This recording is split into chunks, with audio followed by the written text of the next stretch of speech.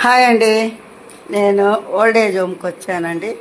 మన ఎవరు తారమ్మది old age home ఇంట్లో ఉన్నాను. సాంబార్ చేయమన్నది.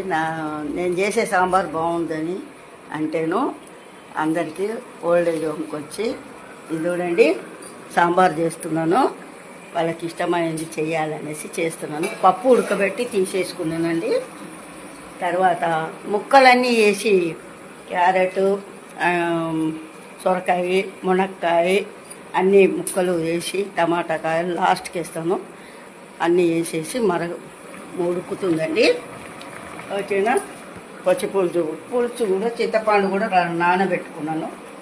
ఇంకా కొన్ని ఇవన్నీ ఉడుకుతుందండి. ఒక 5 నిమిషాల తర్వాత మళ్ళీ నేను మీకు చూపిస్తాను సాంబార్. ఇది ఓం అండి, తారాకది ఓము. వాళ్ళకి సంతోషానికి నేను సాంబార్ చేయమన్నది నా చేతితోని తారమ్మ చేస్తున్నానండి. రుచికరమైన మెడ్రాస్ సాంబార్. ఓకేనా. ఇక చూడండి బాగా ఉడుకుతుంది. అన్ని ముక్కలు వేసి ఉడకబెట్టి మసాలాలన్నీ వేసేసానండి. సాంబార్కి ఏమేమి కావాలో బామ్మగారు చెన్నై నుంచి వచ్చారు, సాంబార్ పెడుతున్నారు. చెప్పు. ఇంకా చాలా చాలా టేస్టీగా ఉంది. ఇంకా తినలేదండి. టేస్టీగా తినకుండానే టేస్టీ అయిపోయింది అన్న. చాలా చాలా బాగుంది.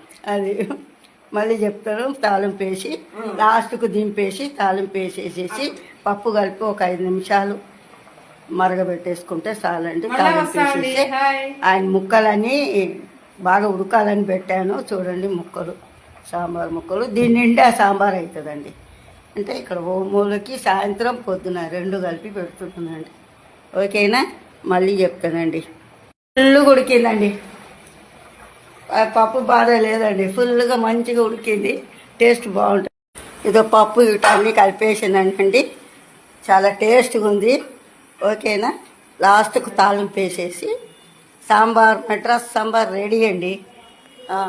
తెలిసిందా. ఓకేనా. ఇదండి తాలింపు అయిపోయింది. సాంబార్లో వేసేస్తున్నాను. సాంబార్ రెడీ. ఓకేనా. ఈరోజు నేను సాంబార్ రెడీ చేసేసాను ఓల్డ్ ఏజ్ హోమ్లో. ఓకేనా.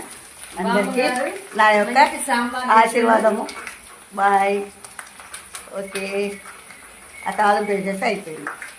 సాంబార్, మెడ్రాస్ సాంబార్ రెడీ అండి. అందరు రండి, తిందురు రండి.